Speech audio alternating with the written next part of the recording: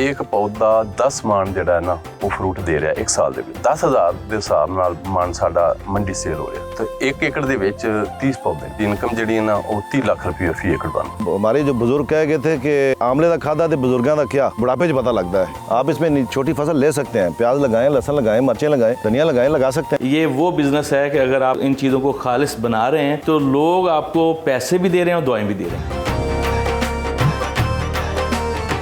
नाज़रीन, आज हम आपको लेके आए हैं एक आमले के बाग में।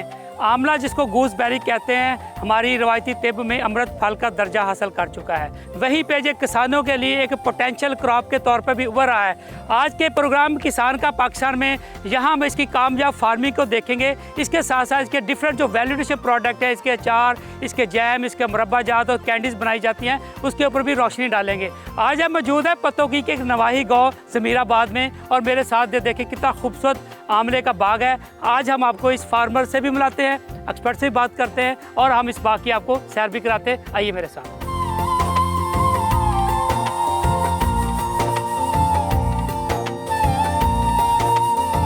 अभी मेरे साथ मौजूद हैं जी मोहम्मद अली साहब, जो फार्मर हैं ज़मीराबाद, ये एक नवाही गाँव है पतोगी का। तो इनसे बात करते हैं। Thank you very much. सबसे पहले तो मोहम्मद साहब आपका बेहद शुक्रिया। तो ये बताइए आपकी ज़मीन कितनी है यहाँ पे और आप कितना आमला कितना काश्त करते हैं? 30 एकड़ जमीन है, 6 एकड़ पे आमला मैंने काश्त किया हो। तो इसके अलावा क्या और भी कोई फसलें लगाते हैं? हारीड भी है, किन्नो फ्रूट वगैरह भी। तो मोहम्मद साहब ये बताइए कि आपने कौन कौन सी वैरायटी जो है ना यहाँ पे आमले की आप लगाते हैं और क्या समझते हैं कि कामयाब वैरायटियाँ कौन सी हैं पाकिस्तान में? वैरायटियाँ तो काफ़ी हैं, लेकिन मैंने 2 ही वैरायटियाँ इस्तेमाल की थी, जड़ वाला और एक बनारसी। प्रोडक्शन का कितना फ़र्क है दोनों का? ਜਿਹੜਾ बनारसी आमला है ये 1 साल मिसिंग करता ते जड़ वाला तकरीबन मिसिंग नहीं करता, हर साल ही फल ले जाता। बिल्कुल ठीक है। एक जो आमले का एकड़ अगर कोई हमारा किसान लगाता है तो उस पर कितना मुनाफा कमाया जा सकता है, इसके एक पौधे की कितनी पैदावार, इसके ऊपर थोड़ा सा हमें गाइड करेगा। एक पौधा 10 ਮਣ ਜਿਹੜਾ ਹੈ ਨਾ ਉਹ ਫਰੂਟ ਦੇ ਰਿਹਾ 1 ਸਾਲ ਦੇ ਵਿੱਚ 10,000 ਦੇ ਹਿਸਾਬ ਨਾਲ ਮਣ ਸਾਡਾ ਮੰਡੀ ਸੇਲ ਹੋ ਰਿਹਾ ਤੇ 1 ਏਕੜ ਦੇ ਵਿੱਚ 30 पौधे ਦੀ ਇਨਕਮ ਜਿਹੜੀ ਹੈ ਨਾ ਉਹ 30 ਲੱਖ ਰੁਪਏ ਫੀ ਏਕੜ ਬਣਦੀ। तो अगर आप इसकी प्रोडक्ट बनाते हैं तो तब इसका मुनाफा कितना लिया जा सकता है? मेरा भतीजा सदाम हुसैन पत्तू की में फैक्ट्री लगाई हुई है जो इसका मुरब्बा और जैम वगैरह बनाता है, वो इनका डबल मुनाफा कमा लेता है। इसमें अगर हम अखराजात देखें तो 1 एकड़ पे इसका खाद का या बाकी और जो अखराजात वो कितने होते हैं साल का? ਅਸੀਂ ਨੂੰ ਅੱਜ ਤੱਕ ਖਾਦ ਪਾਈ ਨਹੀਂ, ਸਿਰਫ ਇਹਨੂੰ ਵਾਇਆ ਜਾਂਦਾ, ਜ਼ਮੀਨ ਨੂੰ ਜਿਹੜਾ ਨਾ ਹੇਠਾਂ ਰੋਟਰ ਵਗੈरह ਕੀਤਾ ਜਾਂਦਾ, ਬਕਾਇਆ ਕੋਈ ਖਰਚਾ नहीं है। प्रदीप भाई बताइए कि आप सारा साल यहाँ पे आप एक बाग आप बेच लेते हैं, फिर बाकी टाइम में आप क्या करते हैं फिर? ਉਹਦਾ ਜੀ ਮੁਰੱਬਾ ਤਿਆਰ ਕਰਦੇ ਹਾਂ, ਉਹ ਵੀ ਅਸੀਂ ਜਿਹੜਾ ਨਾ ਸੇਲ ਕਰਨੇ ਆ। ਬਾਕੀ ਇਹਦਾ ਅੱਛਾ ਫਲ ਉਤਾਰ ਕੇ, ਇਸ ਤੋਂ ਇਲਾਵਾ ਸਾਡੇ ਕੋਲ ਹਰੀੜ ਹੈਗੀ, ਉਹਦਾ ਫਲ ਉਤਾਰ ਕੇ ਤੇ ਉਹਦੇ ਅਸੀਂ ਪੌਦੇ ਬਣਾ ਕੇ ਉਹ ਵੀ ਸੇਲ ਕਰਦੇ।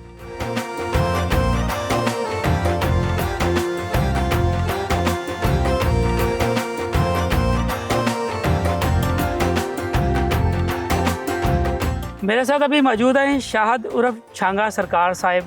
लोग इनको जानते हैं, लोग इनको फॉलो करते हैं, बागात के एक्सपर्ट हैं। इनसे जानते हैं कि आमला के बारे में, कि पाकिस्तान में आमला किस तरह काश्त किया जाता है, क्या पोटेंशियल है और कौन सी वैरायटियाँ पाकिस्तान में जो है ना बेहतरीन फ्रूटिंग देने वाली हैं।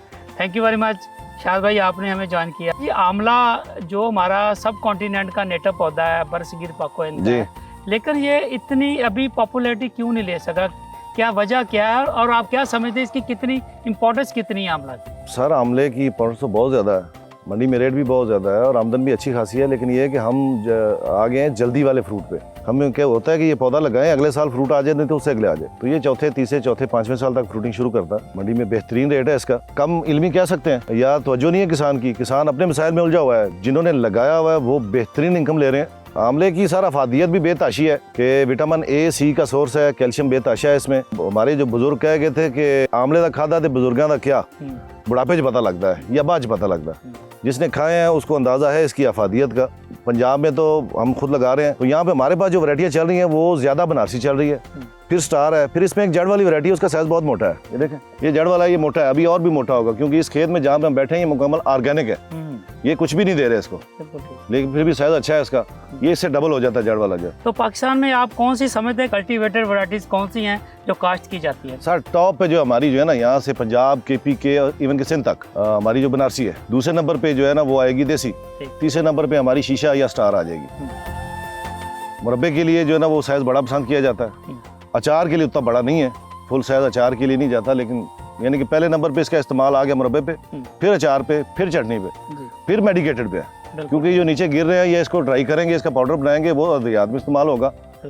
और हमने अभी तक जो है ना सिर्फ मुरब्बा खाया पाकिस्तानियों ने, और इसकी अचार खाया, कभी इसकी चटनी बनाए पुदीने के साथ, यानी कि मैदे के लिए बेहतरीन है। अगर आपका मैदा ठीक है तो हर चीज़ ही ठीक है। बिल्कुल ठीक है। हमारे किसान जो है 1 एकड़ में कितने पौधे लगाएं, उसका बेस्ट टाइम कौन सा पौधे लगाएं? सर बदकिस्मती ये है कि हमारे जो जिम्मेदार हैं पौधा लगाते ही नहीं है खेतों में कि जी फसल कम होगी। दरवेश पौधा देख लें, पत्ते बारीक हैं, गिरते हैं और जल्दी डिकम्पोज हो जाते हैं।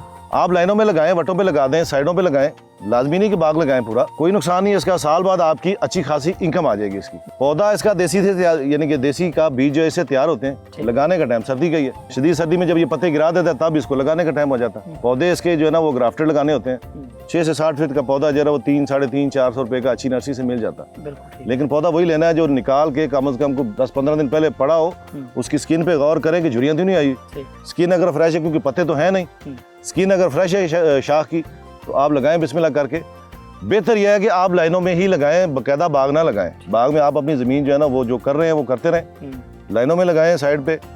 एक तो विंड ब्रेकर बन गई, दूसरा ये कि आंधियाँ आती हैं तो थोड़ा नाजुक है, ये टूटता है, तो जब लाइन में लगे होंगे ये टूटेंगे नहीं, शिमालन जनूबन। बिल्कुल ठीक है। अगर आप इसका बाग लगाना चाह रहे हैं तो फिर 20 बाई 30, प्लांट टू प्लांट 20 पे है, रोड टू रोड 30 पे है। तो इस तरह कितने पौधे 1 एकड़ की एवरेज क्या है? सर ये तकरीबन आपके जो ना वो 70 से 80 पौधे लग जाएंगे इसके। जो हमारा ये पौधा है इसकी कितनी पैदावार आती है और इससे ऑलमोस्ट कितना एक्सपेक्टेड मुनाफा हमारा किसान ले सकता है? इस दफा जो उम्मीद है ना वो 10 से 12 हज़ार रुपया मन है। अच्छा जी। एक पौधा अगर जवान पौधा है और ठीक खुराक में खड़ा है 12 से 15 मन फ्रूट ले रहा है। मिनिमम 3 लगा लें जी, 5 मन फ्रूट है, 10,000 रुपया रेट है, 50,000 दे गया।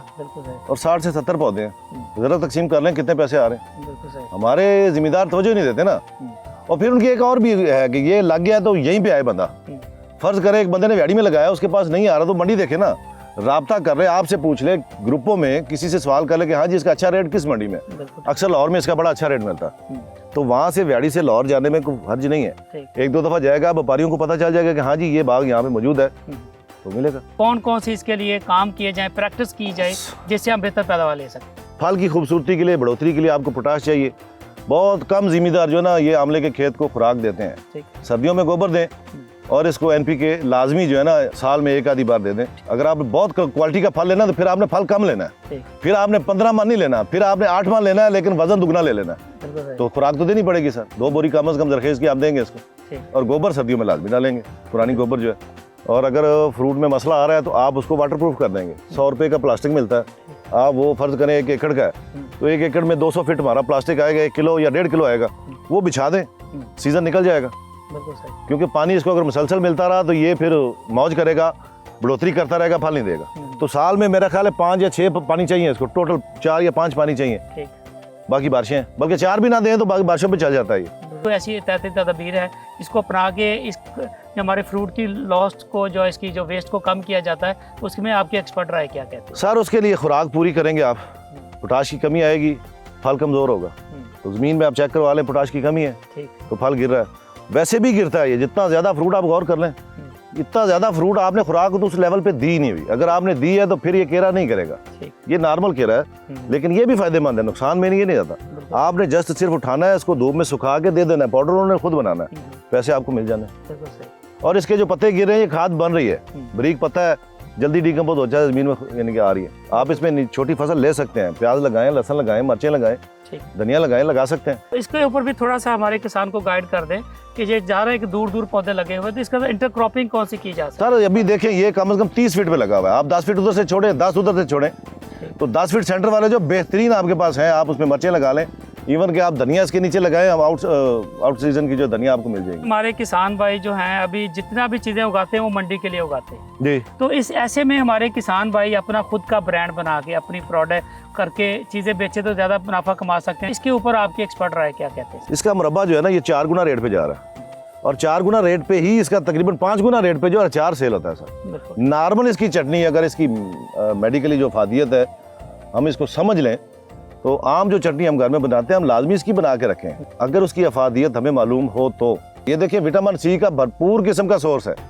लेकिन हम कहेंगे जी माल्टे खा लो, दो माल्टे खाने से नहीं होगी। मेरा ख्याल है एक में कम से कम 4 माल्टों के बराबर विटामिन सी है, 2 माल्टों के बराबर विटामिन ए है, इसमें कैल्शियम बेतहाशा है। और जो समझते हैं कि कैल्शियम कहाँ पे हमें चाहिए, विटामिन सी कहाँ पे कुव्वत मुदाफ़त बेतहाशी सर बढ़ती है। लेकिन हम ये एक नॉर्मल सी चीज़ है, सस्ती मिलती है ना, 300-400 रुपये केजी को, बहुत महंगा नहीं है जी। तो ये 4-5 गुना ज़्यादा रेट तब देगा जब बाई प्रोडक्ट बनाएंगे। उसके लिए हमें हौसला देना पड़ेगा, जिम्मेदार को अवेयरनेस देनी पड़ेगी और एक उसको बिल्कुल पटरी पर चढ़ाना पड़ेगा कि भाई तू कर ले, आगे भी हम तेरा जो है ना वो साथ देंगे मंडी तक।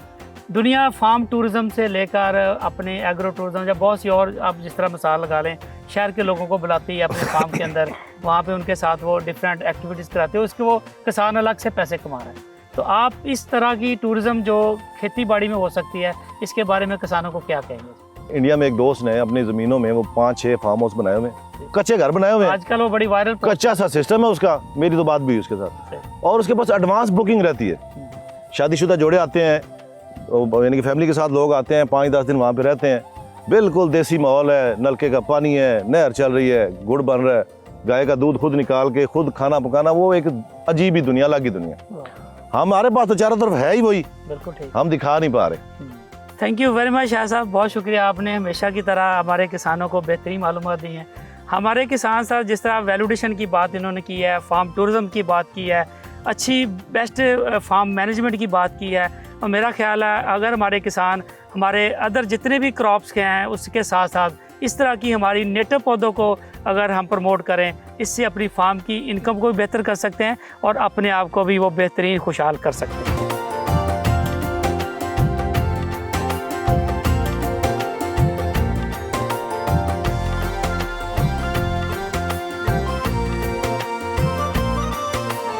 अभी मेरे साथ मेहमान शख्सियत मौजूद हैं हकीम मोहम्मद अली शेर साहब, जो कि हिमायत इस्लाम तिबिया कॉलेज के लेक्चरर हैं। थैंक यू सो मच हकीम साहब, आपने हमें ज्वाइन किया और एक बड़े अच्छे फल के ऊपर आज हम बात करने जा रहे हैं। Honour to be here, thank you so much for having me. First of all very good choice of topic. इस फल की और एडवर्टाइजमेंट की हमें ज़रूरत है, क्योंकि हमारे माशरे में जो कि जैसे फास्ट फूड का इस्तेमाल बढ़ रहा है, तो हमें उस तरह की हर्ब्स की अफजाइश और इस तरह की हर्ब्स को प्रमोट करना बनता है कि जो हमारी पब्लिक के लिए एज ए प्रिवेंटिव भी काम करें और एज ए थेराप्यूटिक भी काम करें। तो फर्स्ट ऑफ ऑल आंवले के ऊपर आते हैं। तो आम कॉमनली हमारे इसमें आंवला इसका नाम इस्तेमाल होता है, अनोला भी कहा जाता है तिब्बी ज़ुबान में। अगर इसको हम इंग्लिश नाम पे बात करें तो इसको इंडियन गूसबेरी कहा जाता है। साइंटिफिकली अगर देखें, बोटानिकल इसका ओरिजिन देखें तो it is titled as emblica officinalis और फाइलेंथस एम्ब्लिका।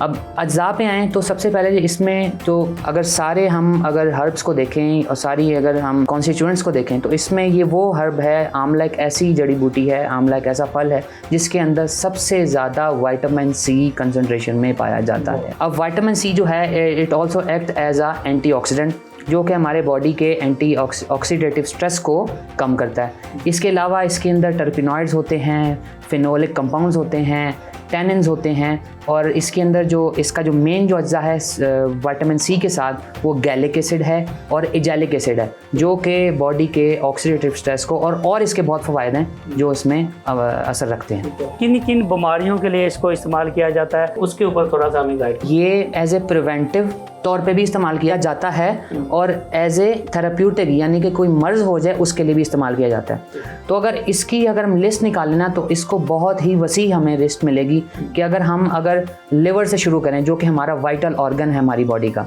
तो उसके अंदर बहुत बेनिफिशियल है, हमारे लिवर के ऑक्सीडेटिव स्ट्रेस को कम करता है। और हमारे पास रिसर्चेस और हमारे पास रैट मॉडल्स ऐसे रिसर्च में कंडक्ट किए गए हैं हमारी रिसर्च ने, जिसने प्रूव किया है कि हमारे लिवर के ऑक्सीडेटिव स्ट्रेस को कम करता है। लिवर के अंदर जो फैट मेटाबॉलिज्म अगर डिस्टर्ब हो जाए अल्कोहलिज्म की वजह से, सेडेंटरी लाइफस्टाइल की वजह से, और हमारा जो लिवर फैटी हो जाता है, फैटी लिवर डिजीज़ को कहते हैं, उससे प्रिवेंट भी करता है, और अगर हो जाए किसी को तो उसको थेराप्यूटिकली ट्रीट भी करता है। अगर डायबिटीज़ की बात करें, पैंक्रियाज, लबलबा, तो इसमें जो हमारे पास जो टाइप 2 डायबिटीज़ होती है, जिसके अंदर हमारे पास इंसुलिन सेंसिटिविटी कम हो जाती है, और हमारे जो सेल्स हैं वो इंसुलिन को मेटाबोलाइज और इस तरह रिसेप्ट नहीं कर पाते, जिसके नतीजे में जो हमारा ग्लूकोज जो है वो हमारे ब्लड लेवल में इंक्रीज़ होना शुरू हो जाता है। तो रिसर्चेस बताती हैं, ये प्रॉपर रिसर्च हैं जिसके अंदर हमारे पास गैलिक एसिड और इजैलिक एसिड और vitamin C, they play a synergistic role in maintaining the blood sugar level, और इंसुलिन की सेंसिटिविटी जो है सेल की वो उसको बढ़ाता है। तो हैंस हम बिल्कुल कह सकते हैं कि टाइप 2 डायबिटीज़ में आंवले का रोल है। अगर और जाएं, इसी के साथ हम डायबिटीज़ में चुके, इसके साथ एक और मुंसलिक एक उमुल अमराज है वेट गेन, ओबेसिटी।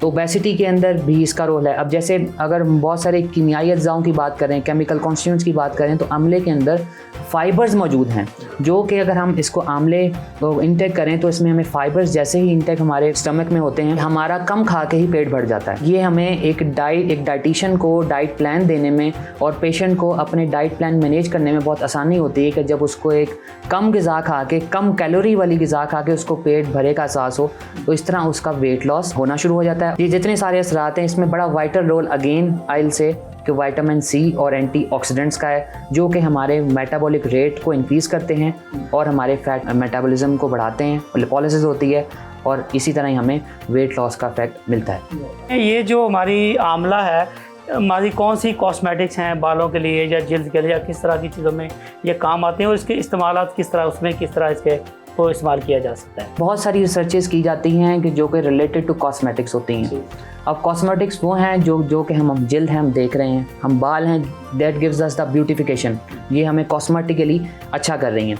तो इसके अंदर इसका बहुत रोल है। अब अगेन हम इसमें अगर देखें तो अगर स्किन की बात करें तो स्किन की जो हाइपर पिगमेंटेशन है उसको आंवला की एक्सटर्नल एप्लीकेशन और इंटरनली हम इसको ओरली लें तो हाइपर पिगमेंटेशन कम होती है। और इसके अलावा अगर हम देखें तो इसके बहुत सारे हेयर ऑयल्स में इस्तेमाल किया जाता है। आंवला ऑयल इसका हेयर ऑयल्स में इस्तेमाल किया जाता है एक्सटर्नली स्किन पे अप्लाई करने के लिए। आंवले के फेस मास्क बनाए जाते हैं विद सर्टन एडजुवेंट्स, जिसमें हमारे पास हनी है, योगर्ट है, जो कि हमारी ओवरऑल एक्सटर्नली स्किन को हाइड्रेट करता है। और अगेन जो प्रीवियस मैंने मेंशन किया था कि हमारे कोलेजन की प्रोडक्शन को इंक्रीज़ करता है, ताकि हमारे जिल्द में जो झुर्रियाँ एजिंग की वजह से पड़ी हुई हैं वो कोलेजन जब बढ़े तो वो स्किन हमारी उसमें टाइटनिंग और उसमें हमें मॉइस्चराइजेशन का इफेक्ट मिले। इसके अलावा अगर हम देखें तो बहुत सारी और पाउडर्ड फॉर्मुलेशन होती हैं जिसके अंदर amla as a anti ageing role play कर रहा होता है। Amla plays a good role in maintaining and in reducing the oxidative stress, जो कि हम बाहर की फास्ट फूड ग़िज़ाओं से और इस तरह की जंक फूड खा के हम अपनी बॉडी का ऑक्सीडेटिव स्ट्रेस बढ़ाते हैं। Thank you very much. ये थे हकीम मोहम्मद अली शेर साहब। आपने इनकी बातें सुनी और देखा कि आंवला जो है हमारी ज़िंदगी में कितना अहम फ्रूट के तौर पे इसको हम ले सकते हैं।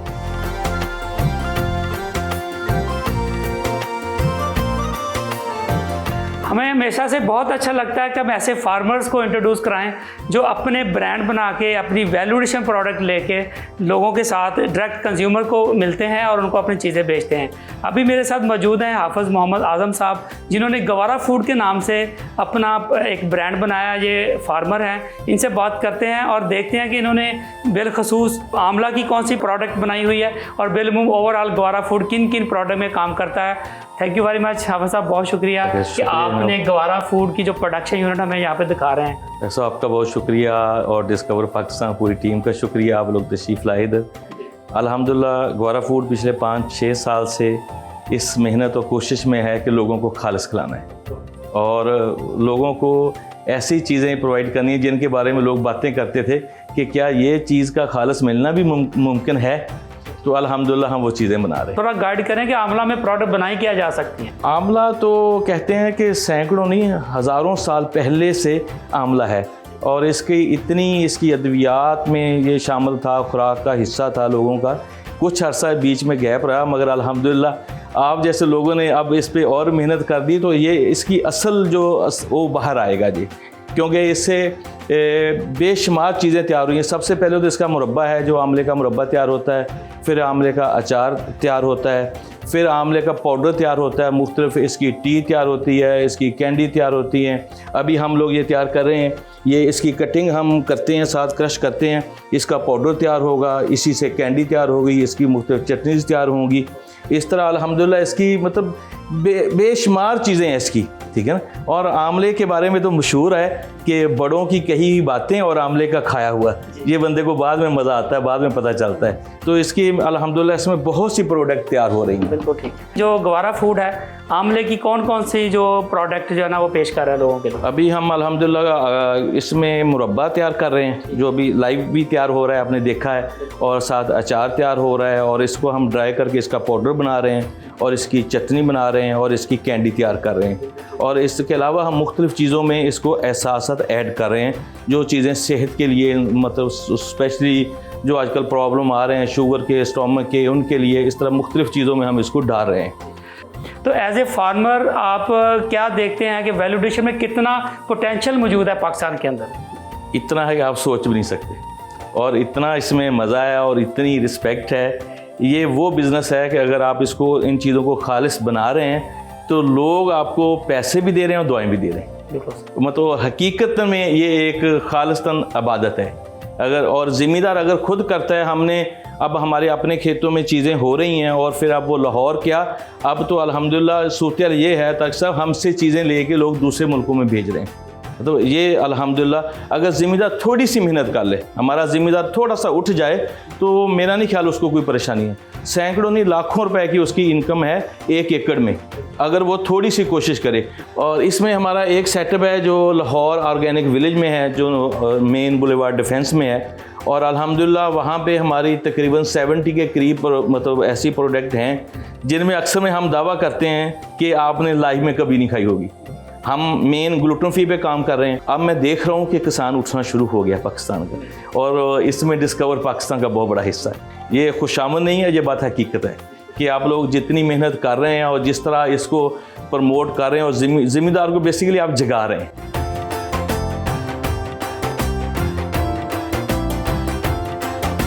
जी, तो नाज़रीन आपने देखा कि आंवला जैसा कीमती फ्रूट हमारे किसान अगर इसकी फार्मिंग को समझ लें, और इसकी वैल्यूएशन प्रोडक्ट जैसे इसकी कैंडी है, मुरब्बा है, अचार है, और इसकी बहुत सी जो अद्वियाती खसूसियात हैं, उसकी बना पर जो इसके प्रोडक्ट हैं, उससे हम अपने ना सिर्फ हमारे किसान बहुत सा पैसा कमा सकते हैं, बल्कि इसके साथ साथ हम अपने मुल्क के लिए बहुत सा ज़र मुबादला भी कमा सकते हैं। और हमारे किसान इसकी टूरिज़म को लेकर और इसकी ब्रांडिंग में जाके भी अपने फार्म की इनकम को सस्टेनेबल कर सकते हैं।